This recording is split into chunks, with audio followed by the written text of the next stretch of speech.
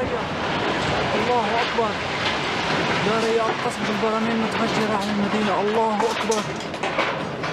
I had a meeting this morning with President Abbas and can tell you that the Palestinians are ready to reach for peace. I know you've heard it before. I am telling you, that's what I do. They are ready to reach for peace.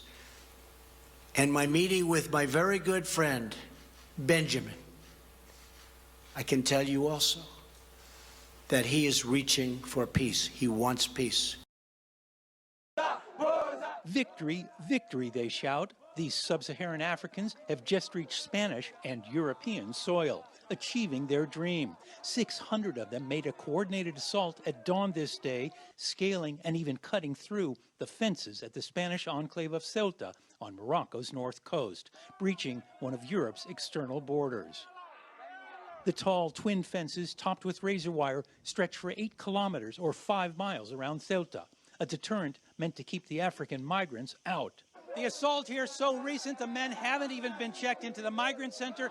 The wounds still fresh, bleeding from their foreheads and their arms from going up and over the razor wire. But the cuts and the blood seem to be their badge of honor for getting a foothold in Europe. Medical personnel quickly arrived and attended to the 130 injured migrants. Spain's new socialist government has vowed to do everything possible to remove the controversial razor wire. And the assault hasn't changed that position, says this senior Spanish official who rushed to the migrant holding center. Eliminating the razor wire, yes, but only after other security measures are in place to stop these kinds of avalanches. On the road, the migrants discarded protective clothing they wore against the razor wire, heavy pullovers, sturdy footwear, and gloves. The migrants used new tactics this time, officials said. Explosions rocked the streets of Gaza City overnight as Israeli airstrikes intensified. The Israeli military says it's launched some 220 attacks against targets belonging to the militant groups Hamas and Islamic Jihad, releasing these pictures of a strike on an alleged rocket manufacturing facility. But other buildings, properties and roads have also been destroyed, and a number of Palestinians have been killed, including a mother and her 14-month-old niece. The children of one resident, Ala Abwa Absa, are sleeping now, but she said there was a lot of bombing. People were afraid and terrified and running, and everyone was looking for their children.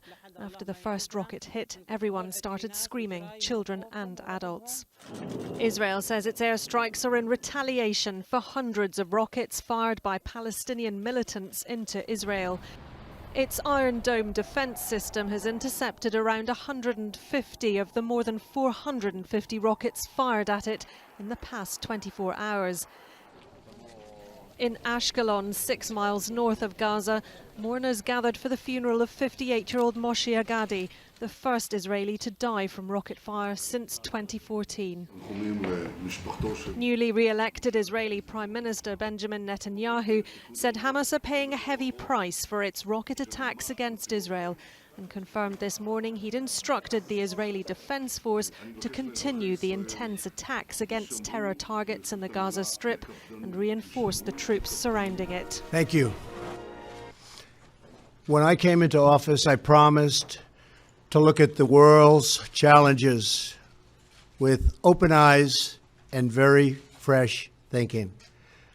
We cannot solve our problems by making the same failed assumptions. This Hamas video shows one of its guided missiles blowing up a bus inside Israel on Monday. An Israeli soldier was wounded. Several homes were hit. Palestinians in Gaza awoke on Tuesday to the destruction wrought by Israeli airstrikes. A Hamas intelligence compound and the Al-Aqsa television studios were hit. A UN Middle East envoy called the escalation extremely dangerous. Palestinians say this crater marks the spot where an Israeli Special Forces member was rescued on Sunday. It led to a firefight. A Hamas commander was killed, as well as 6 other Palestinians, and an Israeli lieutenant colonel, identified only as M. Undercover operations like this going public are extremely rare.